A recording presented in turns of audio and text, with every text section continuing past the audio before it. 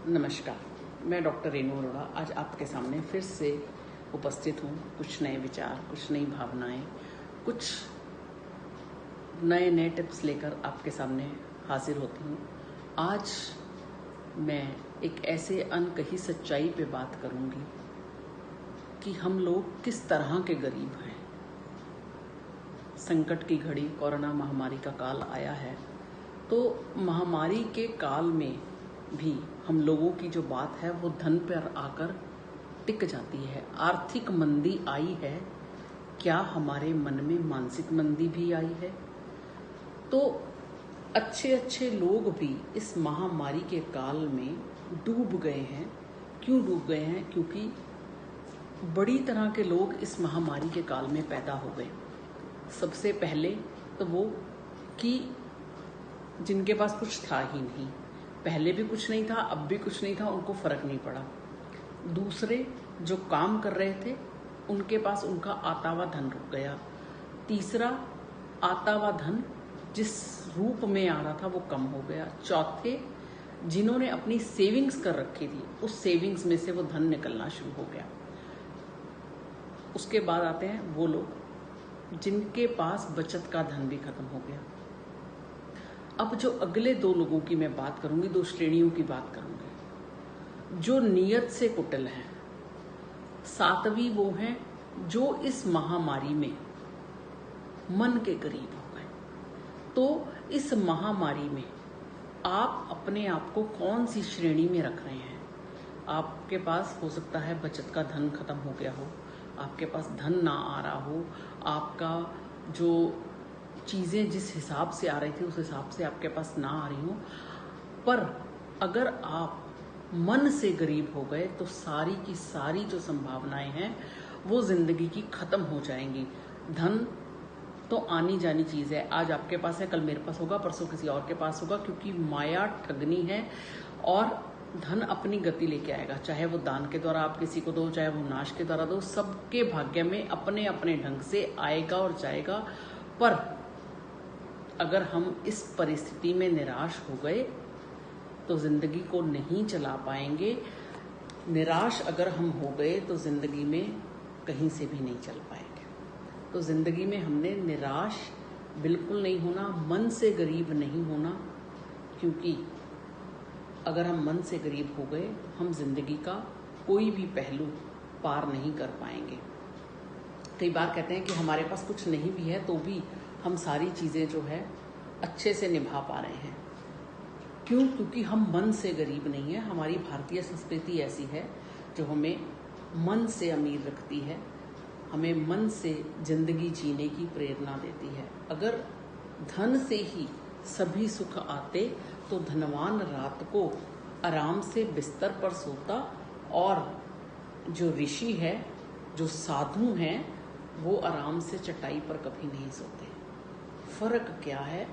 धन से मैं मानती हूँ धन जरूरी है, पर इतना जरूरी नहीं है कि आप इस अवस्था में मन से गरीब हो जाए।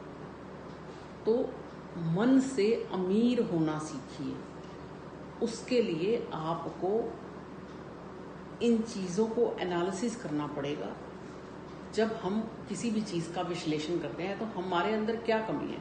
हम हमेशा जब धन देखते हैं तो अपने से ऊपर वाले को देखते हैं और प्रभु को शिकायत करते हैं, तूने उसको ये दिया, मुझे नहीं दिया।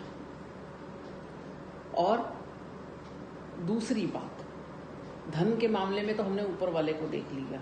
जब दुखों के मामले में देखते हैं तब भी हम अपने से ऊपर वाले को नहीं देखते, हम अपने से नीचे वाले को देखते हैं। हम उल्टा करते हैं दुखों के मामले में कि अरे भैया देखो वो तो कितना सुखी है, उसको कोई दुख नहीं है।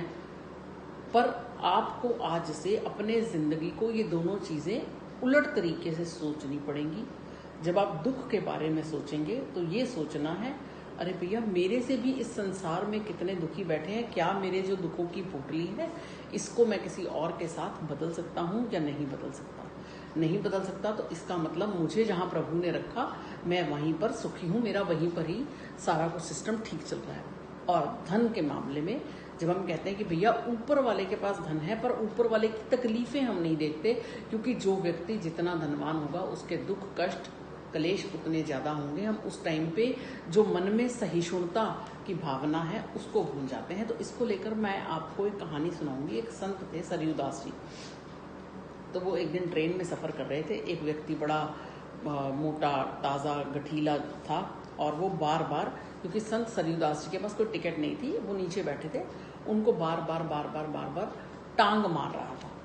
अब उसको लगा ये टांग मारेगा, अब मैं टांग मारूंगा तो ये जो संत हैं या जो भी ये व्यक्ति है यहाँ से हट जाएगा, मुझे आराम से सीट पे पैर पसार कर बैठने को मिल जाएगा। क्योंकि कई लोग मन से इतने गरीब होते हैं कि वो अपनी सीट पर बैठे हैं, अगर नीचे ट्रेन में भी कोई बैठा है तो उनको वो भी बर्दाश्त नहीं होता। उनको ये लगता है कि भैया इसको यहाँ से एकदम से छुटकारा दे दें, बस ये यहाँ से चला जाए। तो उस चक्कर में उसने उनको बार बार अपनी टांगे मारनी शुरू की।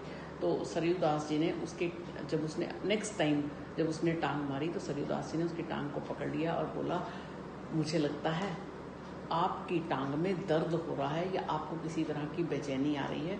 उन्होंने लेकर उसकी टांग को सहलाना और दबाना शुरू कर दिया। मुझे लगता है आपको कोई तकलीफ है, आपके शरीर में कोई तकलीफ हो रही है। तो जब संत सरयू दास जी का उसने ये अनोखा रूप देखा, उसको नहीं पता था ये संत हैं, उसको तो ये लगा कि ये नीचे बैठने वाला कोई आम साधारण सा प्राणी है जो रेल की यात्रा कर रहा है, तो ठीक है कोई ऐसा सा ही प्राणी होगा। तो उन्होंने जब उसकी टांग को लेकर उसको दबाना या सहलाना शुरू किया, उस व्यक्ति को अपने ऊपर बड़ी घृणा हुई और बड़ा ही उसको अपने ऊपर एक बड़ा मन से गलानी सी हुई कि ये मैं तो क्या कर रहा हूँ, मैं कैसे कर रहा हूँ कि मैंने तो इसको टांगे मार रहा था, कि इसको हटा रहा था, और ये व्यक्ति कितना दयावान है, कितना मन से दयालु है। इसको लग रहा है कि मेरे शरीर में कहीं जो है वो दर्द हो रहा है, वो मेरी टांग को दबाने लग गया, हालांकि वो नीचे बैठा है। तो उस यात्री बड़ा शर्मिंदा हुआ, उसने क्षमा मांगी। तो जिंदगी को अगर आप सफल बनाना चाहते हो तो सहिष्णुता का गुण अपनाएं, मन से गरीब नहीं हो। अगर आप मन से गरीब नहीं हुए, मन से हमेशा अमीर रहिए। आपके पास 4 रोटी है, 4 में से अगर कोई खाने वाला, कोई मांगने वाला आ गया, उसमें से अगर आप ये सोचें कि वो 4 तो मैंने अपने लिए बनाई थी, जो मेरे पास कोई भूखा मुझे मांगने आ गया तो मैं उसे नहीं दूंगा। पुराने ज़माने में क्या करते थे लोग कि कौन सी वो कहते थे कि हम, हे प्रभु मुझे इतना दीजिए, जामे कुटुंब संभाए, मैं भी भूखा ना रहूं, मेरा साधु भी भूखा ना जाए। प्रभु से भी जब हम प्रार्थना करते थे तो हम ये प्रार्थना करते थे कि हे परमात्मा हमें इतना देना कि मैं भी भूखा ना रहूं, और मेरे दरवाजे पे अगर कोई मुझसे अन्न दान मांगने आए तो वो भी भूखा ना जाए। पर आज के जो समय चल रहा है, लोग मन से गरीब होते चले जा रहे हैं, जो कि एक अच्छी बात नहीं है। आप मन से गरीब मत होइए। जितना आप लोगों को दूसरी चीज़ें देंगे, वो चीज़ें आपके पास उतनी ज़्यादा एकोमुलेट होंगी। अच्छाई बांटेंगे तो आपके पास अच्छाई आएगी, मुस्कुराहटें बांटेंगे तो मुस्कुराहटें आएंगी, और अगर आप किसी की आंखों में आंसू देंगे तो आपके पास आंसू इकट्ठे होने शुरू हो जाएंगे। आप किसी के साथ अच्छा व्यवहार करेंगे तो आपके पास वो अच्छाई इकट्ठी होनी शुरू हो जाएगी। तो ये आपके ऊपर निर्भर करता है, आपने अपनी ज़िंदगी को कैसे चलाना है। इसलिए मन से गरीब मत होइए, मन से हमेशा अमीर रहिए। इन्हीं शब्दों के साथ मैं आज अपनी वीडियो यहीं समाप्त करती हूँ। और अगर आपको मेरी वीडियो पसंद आई है तो मेरे चैनल को सब्सक्राइब करना ना भूलें। और मैं ट्विटर, इंस्टाग्राम, यूट्यूब, और अगर आपको मेरे थॉट्स पढ़ने हैं, कईयों को रीडिंग का बहुत शौक होता है, तो आप drrenuarora.in पर जाकर पढ़ सकते हैं। चैनल सब्सक्राइब नहीं किया तो जाकर बेल आइकन को दबा लीजिए, और पसंद आई तो इसे अन्य लोगों के साथ भी शेयर कीजिए। धन्यवाद।